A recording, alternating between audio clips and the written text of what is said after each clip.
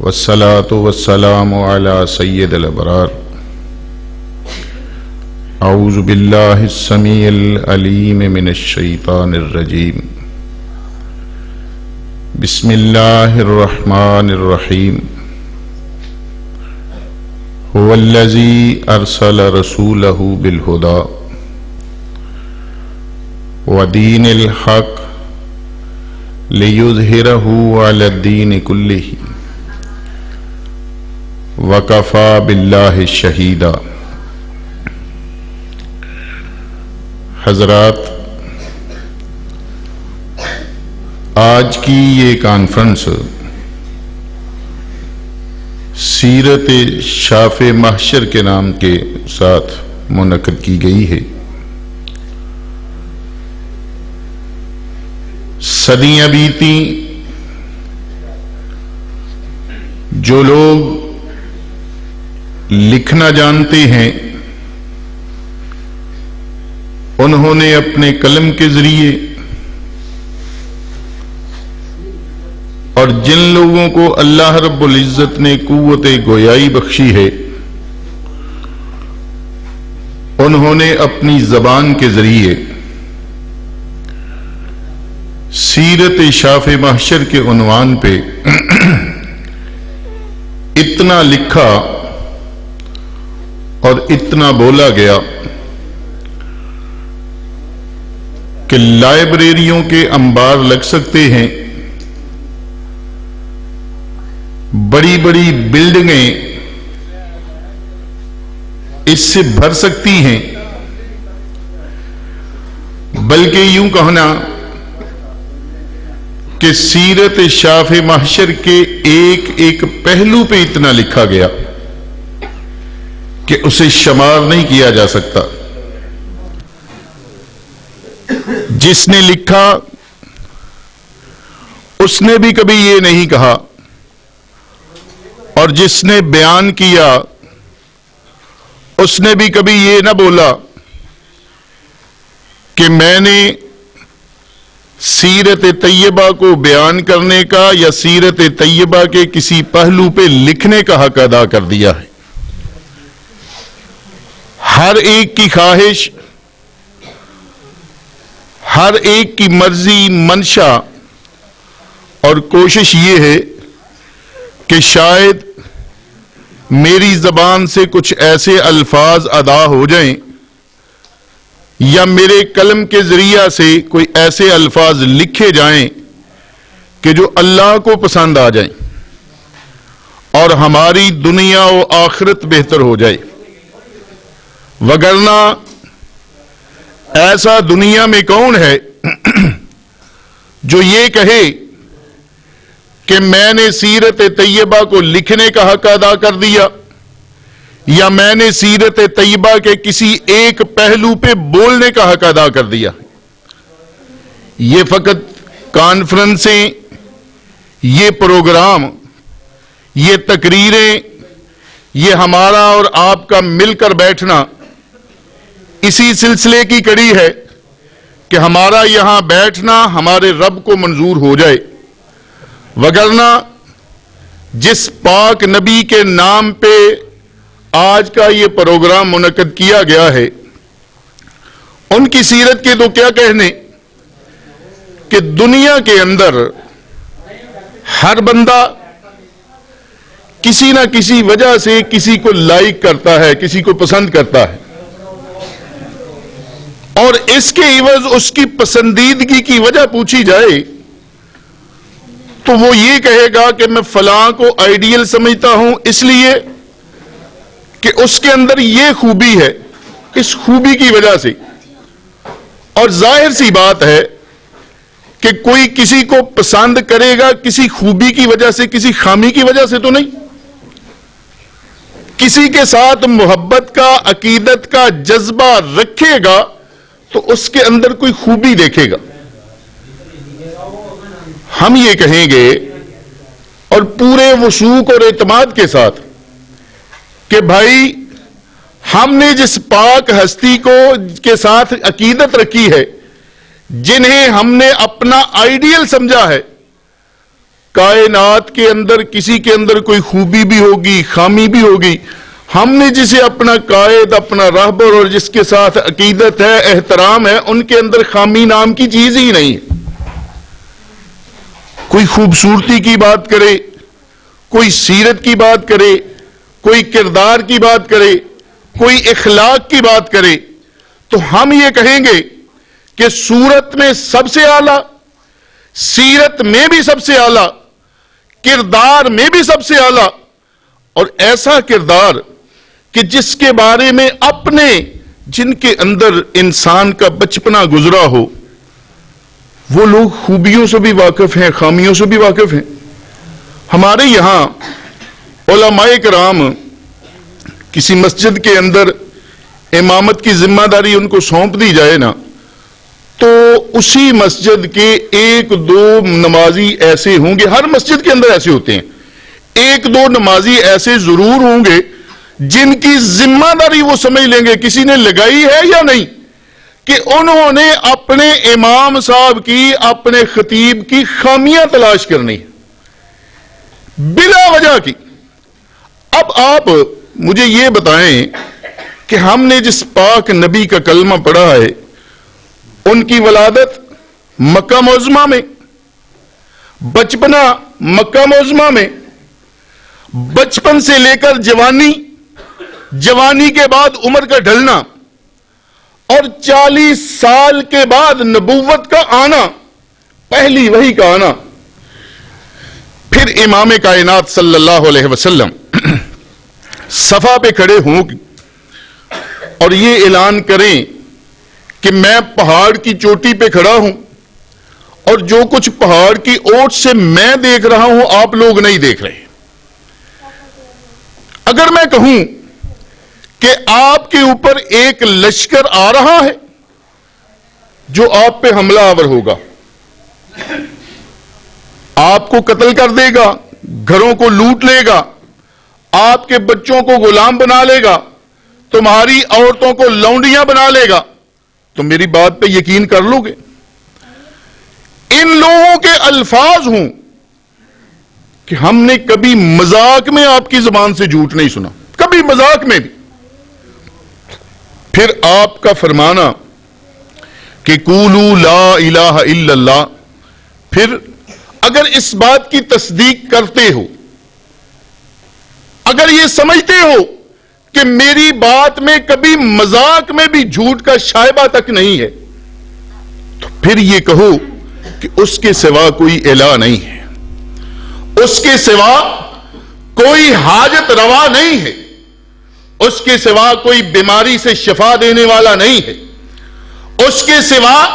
کوئی مشکلات سے نکالنے پہ قدرت نہیں رکھتا۔ تفلحوا تملک العرب والعجم، پھر میں گارنٹی دیتا ہوں کہ کامیاب ہو جاؤ گے اور عرب و عجم کے مالک بن جاؤ گے۔ اب اس سے بڑھ کر، آپ بھی دیہات میں رہتے ہیں، ہم بھی گاؤں کے رہنے والے ہیں، مجھے بتلائیے کہ وہاں جو لوگ بچپن میں رہتے رہے ساتھ، جن لوگوں کا بچپنا گزرا ساتھ، وہ لوگ بھی موجود ہیں، وہ اس بات کا اقرار کر رہے ہیں کہ ہاں ہم اس بات کی تصدیق کرتے ہیں کہ آپ کی زبان سے کبھی جھوٹ نہیں سنا۔ امانتیں اپنی جائیداد، اپنے پیسے، دولت، زیورات امام کائنات کے پاس امانت کے طور پہ رکھے ہوئے ہیں۔ یہ بھی پتا ہے کہ یہاں امانت میں خیانت نہیں ہوگی، اس کے باوجود ان لوگوں نے لا الہ الا اللہ ماننے سے انکار کر دیا۔ وجہ کیا تھی؟ کیوں؟ کہ ایک آدمی کا پتہ ہے کہ ان کی زبان سے کبھی غلط بیانی ہو ہی نہیں سکتی، ہوئی نہیں، پھر یہ اعلان کر رہے ہیں کہ اللہ کے سوا کوئی الہ نہیں ہے، مان لو، اقرار کر لو۔ ہم یہ سمجھتے ہیں کہ ہم بحیثیت مسلمان خوش قسمت ہیں۔ یار تسی میرے وال دھیان رکھو، ادھر نو سپیکر چلیا نہیں چلیا، کوئی مولوی دی آواز سے فرق تو نہیں پیا؟ ہم یہ سمجھتے ہیں کہ ہم خوش قسمت ہیں، ہم رسول اللہ صلی اللہ علیہ وسلم کے امتی ہیں۔ حضرات، بات کچھ کڑوی ہے، کچھ تکلیف دہ ہے کہ ہم اپنی زبان سے لا الہ الا اللہ بھی کہیں، ہم محب رسول بھی ہوں، ہم عاشق رسول ہونے کے دعوے دار بھی ہوں، ہماری کانفرنسیں بھی بہت ہوں، ہمارے جلسے بھی بڑے بڑے ہوں، ہمارے پاس وسائل بھی ہوں، وسائل کے انبار ہوں، ہم خدمت بھی کریں، محنت بھی کریں، ہماری کانفرنسوں کا رزلٹ نہ نکلے، کیوں؟ سمجھنا ہے، سوچنا ہے اور پرکھنا ہے کہ ہم جس پاک نبی کو اپنا قائد، اپنا راہبر، اپنا لیڈر، اپنا امام، پیشوا مانتے ہیں، ان کے بارے میں عقیدہ ہے اور ہر مسلمان کا ہونا بھی چاہیے کہ اس کے بغیر ایمان ہی مکمل نہیں ہے کہ آپ صلی اللہ علیہ وسلم سے بڑھ کر کوئی دنیا میں آیا ہی نہیں ہے اور قیامت تلک کوئی آ بھی نہیں سکتا۔ کوئی یہ کہتا ہے کہ میں فلاں کو مانتا ہوں اس لیے کہ وہ بڑا خوب روح ہے، بڑا خوبصورت ہے، بڑے اخلاق کا مالک ہے، تو نا، ہم ببانگے دول یہ بات کرتے ہیں کہ ہم نے جس کو بڑا مانا ہے، کائنات کی آنکھ نے اس سے بڑھ کر کسی کو دیکھا ہی نہیں ہے۔ وہ جن کے بارے میں سیدنا حسان ابن ثابت نے کہا تھا کہ وَأَحْسَنَ مِنْكَ لَمْ تَرَكَتْ عَيْنِي وَأَجْمَلَ مِنْكَ لَمْ تَلِدِ النِّسَاءُ خُلِقْتَ مُبَرَّأً مِنْ كُلِّ عَيْبٍ كَأَنَّكَ قَدْ خُلِقْتَ كَمَا تَشَاءُ۔ اور حسان بن ثابت کی بات کو آگے بڑھاتے ہوئے کسی دوسرے نے کہا کہ یا صاحب الجمال و یا سید البشر من وجهك المنیر لقد نور القمر لا يمكن ثنا کما کان حقہ بعد از خدا۔ بزرگ تو ای قصہ مختصر کہیں کہ مصر کی عورتوں نے یوسف علیہ السلام کو دیکھا، حسن دیکھا، بےتاب ہوئی اور اب پھل کاٹنے کی بجائے اپنے ہاتھوں کو کاٹ لیا۔ کہا ام المومنین صدیقہ کائنات حضرت عائشہ صدیقہ رضی اللہ تعالیٰ عنہ، اگر میرے محمد کا دیدار کر لیتی تو مجھے اس ذات کی قسم ہے جس کے قبضہ قدرت میں میری جان ہے، اپنے ہاتھ کاٹنے کی بجائے اپنے سینوں پہ چھریاں چلا لیتی۔ اور کہتے ہیں جابر بن سمرہ رضی اللہ تعالیٰ عنہ کہ رات کو مسجد نبوی کے صحن میں بیٹھا تھا، کبھی آسمان کی طرف دیکھتا تھا، کبھی چہرہ پر نوار کی طرف دیکھتا تھا، فیصلہ کیا کہ آسمان پہ چمکنے والے چاند کو بھی اگر روشنی ملی ہے تو امام کائنات کے چہرہ پر نوار سے ملی۔ اتنا خوبرو، اتنا خوبصورت، اور پھر اخلاق کی کیا بات ہے۔ اعلان کیا مکہ سے باہر جانثار بھی ہیں، ساتھی بھی ہیں، سپہ سالار کی حیثیت سے کہ آخری اپنی سپاہ کا مورال بلند کرنے کے لیے جنگ سے پہلے جنگ کے اصول اور ضوابط میں ہے کہ سپہ سالار ایک مارکہ شروع ہونے سے پہلے اپنی فوج کا مورال، ارادہ، جذبہ بلند کرنے کے لیے ایک خطاب کرتا ہے۔ وہ خطاب سپہ سالار کی حیثیت سے رسول اللہ صلی اللہ علیہ وسلم نے کیا، اور وہ خطاب سنیے۔ فرمایا میرے ساتھیوں، کسی عورت پہ وار نہ کرنا، کسی بچے پہ وار نہ کرنا، کسی بزرگ پہ بھی وار نہیں کرنا۔ جو آدمی آپ کو دیکھ کر اپنے گھر کا دروازہ بند کر لے اسے بھی کچھ نہیں کہنا۔ جو آدمی آپ لوگوں کو دیکھ کر حکیم بن حزام کے گھر چلا جائے اسے بھی معاف کر دینا۔ جو ابو سفیان کے گھر داخل ہو جائے اسے بھی چھوڑ دینا۔ جو بیت اللہ کے غلاف کے ساتھ چمٹ جائے اسے بھی چھوڑ دو۔ اب صحابہ نے عرض کی آقا سبھی کو چھوڑنا ہے، کسی کا مقابلہ بھی کرنا ہے؟ ہاں فرمایا جو آپ کو دعوت مبارزت دے اس کا مقابلہ کرنا ہے، مقابلے کی دعوت دے۔ اب اللہ نے اسلام کو عزت دی، اسلام کو تقویت دی، مکہ فتح ہو گیا۔ مکہ فتح ہونے کے بعد کچھ لوگ قیدیوں کی حیثیت سے گرفتار ہوئے، جنگی قیدی ہیں، اور تاریخ گواہ ہے کہ جو جنگ کے قیدی ہوتے ہیں نا، ان کے ساتھ جانوروں کا جیسا سلوک کیا جاتا ہے، انسانیت والا سلوک نہیں ہوتا ان کے ساتھ۔ اب یہاں مکہ فتح ہوا اور کچھ لوگ گرفتار ہو گئے، قیدی ہیں، وہ سامنے تصور کیجئے گا، ان کے جرائم بھی بتاتا ہوں کہ نظریں جھکی ہوئی۔ اب رسول اللہ صلی اللہ علیہ وسلم کے رحم و کرم پہ ہیں، اور آپ کے پاس آپ کے ساتھی جانثار ایسے ہیں کہ زبان سے نہیں، زبان اطہر سے نہیں،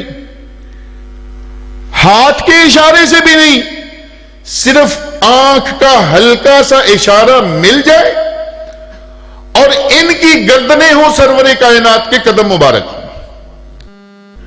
ایسے جانثار ہیں۔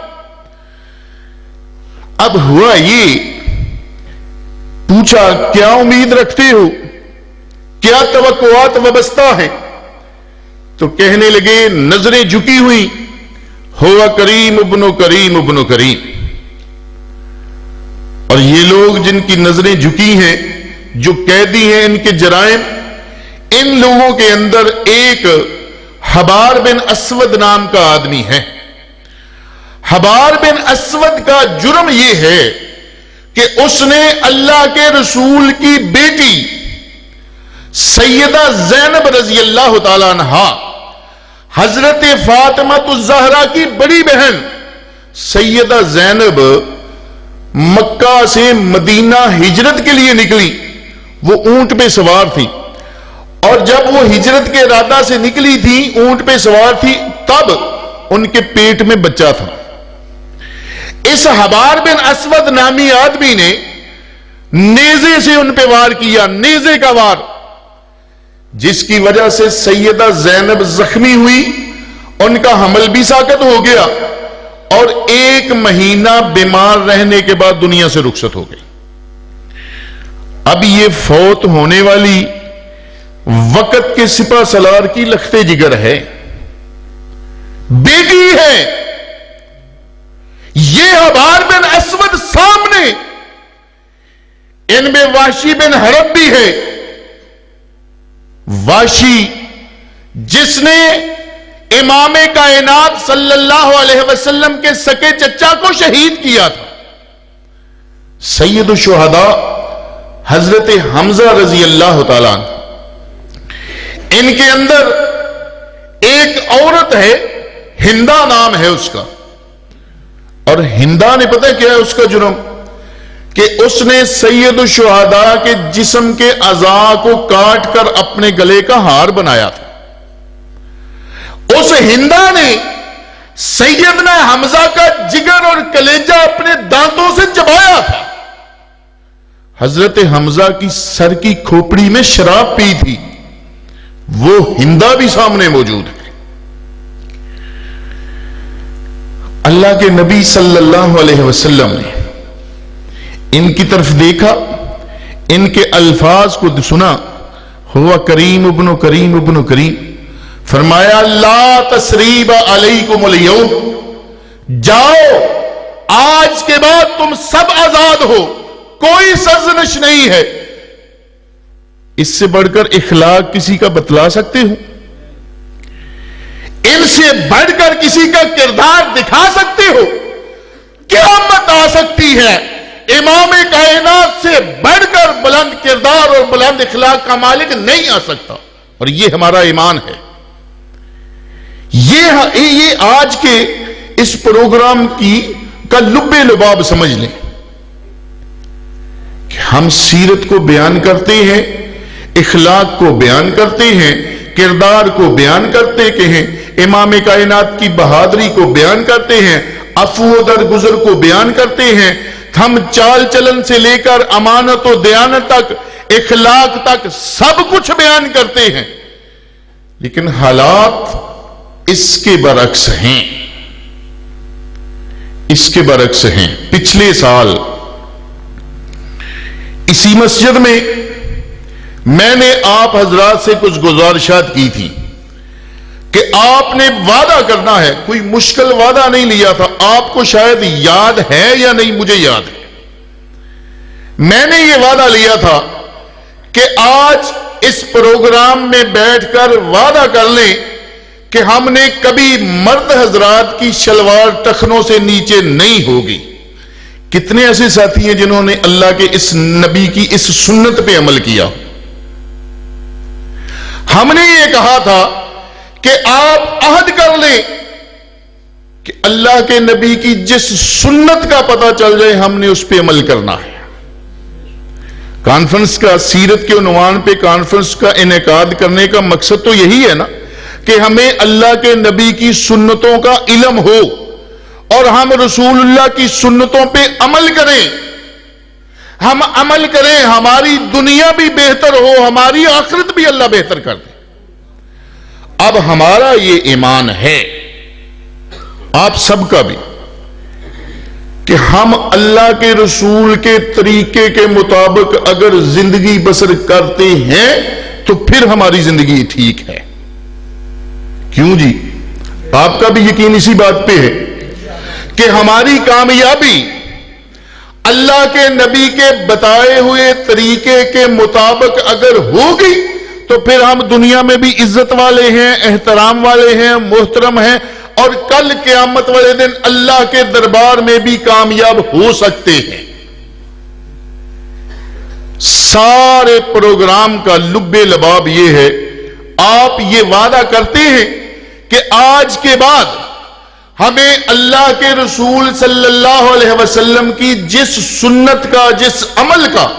ہمیں پتہ چل جائے، علماء کرام کی زبانی مطالعہ کر لیں، کسی کتاب سے، کسی، اب نوجوان طبقہ سوشل میڈیا پہ ایکٹیو ہے، فیس بک، یوٹیوب، کسی طرح کسی بزرگ، کسی عالم دین کی کسی بات کو سنتے ہیں، وہ بتا دیتے ہیں جی مرد حضرات جو ہیں مثال کے طور پہ، وہ ان کے لیے لازم ہے کہ ان کی شلوار، ان کی پینٹ، ان کا تہبند ٹخنوں سے اوپر ہونا چاہیے۔ یہ کوئی اتنی مشکل عمل تو نہیں ہے، یہ اتنا مشکل عمل نہیں ہے، اور یہ سمجھ لیں کہ مرد حضرات کے چہرے پہ یہ جو سنت ہے نا، یہ رسول اللہ صلی اللہ علیہ وسلم کی سنت ہے، اور صرف امام کائنات کی نہیں، 1,24,000 انبیاء اور رسل کی سنت ہے، 1,40,000 صحابہ کی سنت ہے۔ اب میرے بھائیوں میں سے جو یہاں تشریف فرما ہیں، باہر بھی آواز جا رہی ہوگی، کسی کا اختلاف رفع الیدین پہ ہوگا، ہم کرتے ہیں اس لیے کہ ہم سمجھتے ہیں کہ امام کائنات کی سنت ہے، ہم سینے پہ ہاتھ باندھتے ہیں، ہم سمجھتے ہیں کہ اللہ کے نبی کی سنت ہے، ہم آمین بالجاہر کے قائل ہیں، ہم یہ سمجھتے ہیں کہ صحابہ کا عمل رہا ہے، صحابہ کا عمل رہا ہے۔ ہم نماز باجماعت جب کھڑے ہوتے ہیں تو ہم کندھے کے ساتھ کندھا بھی ملاتے ہیں، پاؤں کے ساتھ پاؤں بھی ملاتے ہیں، اس لیے کہ ہم صحابہ کا عمل سمجھتے ہیں۔ ان ساری باتوں میں اختلاف ہو سکتا ہے، لیکن کسی کا یہ اس بات پہ اختلاف نہیں ہے کہ اللہ کے نبی صلی اللہ علیہ وسلم کے ٹخنے جو تھے وہ ننگے نہیں ہوا کرتے، بلکہ سنت افضل عمل جو ہے وہ نصف پنڈلی کا ہے۔ تو خدا را کانفرنس میں آئیے، بیٹھیے، میں سمجھتا ہوں کہ ہمارا یہاں آنے کا مقصد حل ہو جائے گا کہ ہم یہ مصمم ارادہ کر لیں، پختہ ارادہ کر لیں، اور یہ اس یقین کے ساتھ کہ یہ سیرت شاف محشر کے عنوان سے اس کانفرنس کو منعقد کیا گیا ہے۔ یہ کانفرنس منعقد کروانے والے، ان کے معاونین، خطباء، واعظین، مہمان اور آپ حضرات سبھی،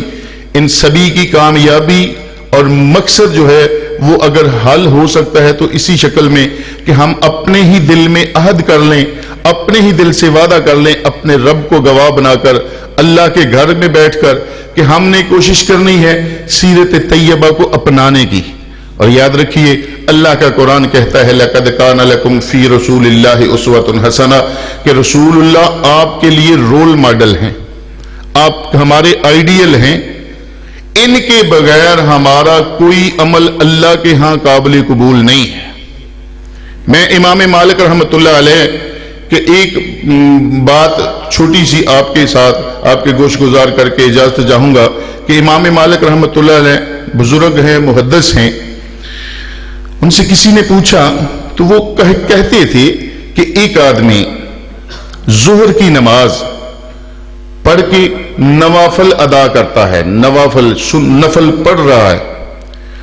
اور اس کے مقابلے میں ایک آدمی کھانا کھاتا ہے، کھانا کھا کر لیٹ جاتا ہے. اب لیٹنے والا یہ دل میں خیال کر کے لیٹا کہ اللہ کے رسول کی سنت ہے کیلولہ، کہ دوپہر کا کھانا کھایا کچھ دیر کے لیے رسول اللہ کیلولہ فرمایا کرتے تھے، لیٹ جاتے تھے، آرام کرتے تھے. وہ جو بندہ نفل پڑھ رہا ہے وہ یہ سمجھتا ہے کہ میں نفل پڑھ رہا ہوں، اب نماز پڑھنا، نفل نوافل پڑھنا کوئی غلط بات تو نہیں ہے. اس نفل پڑھنے والے کی نسبت امام مالک کا فتویٰ ہے کہ وہ جو بندہ کھانا کھا کے لیٹ گیا تھا اس کا عمل افضل ہے. اس لیے افضل ہے کہ اس نے دل میں یہ خیال کیا تھا کہ رسول اللہ کی سنت پہ عمل کر رہا. اب میں اپنی ایک بات آپ کو بتاتا ہوں، اپنی ذاتی میرے تجربے میں اکثر یہ بات کہا کرتا ہوں کہ ہم لوگ جامعہ میں پڑھتے تھے، جامعہ ترمذی میں پڑھ رہا تھا. جمعے والے دن کلاس نہیں ہوتی تھی، ہم جمعرات کو گھر آتے تھے. گرمیاں تھی، گرمیوں میں جمعرات کا دن تھا، سبق پڑھا اور اسی دن ہم نے حدیث پڑھی تھی کہ جب بھی کوئی بندہ اپنے بستر پہ لیٹے تو بستر کو جھاڑ لے. اب یہ حدیث پڑھ لی، پڑھ کے آگے میں گھر اپنی بیٹھک میں بستر کیا ہوا، پنکھا چلا کے اپنی بہن بھائیوں کے پاس، اپنے والدین کے پاس بیٹھا ہوا ہوں. عشاء کے بعد گھنٹہ 2 گھنٹے بیٹھا رہا. ہوا یہ کہ جب میں اٹھ کر لیٹنے کے لیے اپنے بستر پہ آیا، لائٹ بند تھی، پنکھا چل رہا تھا، تو دل میں لیٹ جاتا ہوں. اور عموماً ایسا کرتے ہیں، یہ عمل عام سا ہے. میرے دل میں خیال آیا اور خدا گواہ ہے وضو کی حالت میں ہوں، مسجد کے اندر یہ بات کر رہا ہوں بڑے وثوق کے ساتھ، کہ دل میں خیال آیا کہ آج اللہ کے نبی کی حدیث پڑھی تھی کہ بستر کو جب بھی لیٹنا ہے بستر کو جھاڑنا. میں نے لائٹ آن کی تو میں نے اپنے تکیے پہ دیکھا اتنا بڑا بچھو ٹھواں. میرا اس دن سے یقین ہے اس بات پہ کہ اللہ کے رسول صلی اللہ علیہ وسلم کے ہر فرمان میں حکمت ہے، دانائی ہے، اور وَيُزَكِّهِمْ پاکیزگی ہے. اللہ کے رسول کے ہر عمل پہ جس کا پتہ چل جائے علماء کرام سے اس پہ عمل کرنا شروع کر دیجئے، پھر اس کے فضائل اور اس کی برکتیں دیکھیے. تو خدا را رسول اللہ صلی اللہ تعالی علیہ وسلم کو اپنا کر ہی، سیرت طیبہ کو اپنا کر ہی ہم دنیا میں بھی کامیاب ہیں اور کل اللہ کے دربار میں ہم نے پیش ہونا ہے. ہمارا ہر عمل اللہ کے ہاں تبھی قابل قبول ہوگا جب ہم رسول اللہ کے طریقے کے مطابق عمل کر رہے ہوں گے، کیے ہوں گے،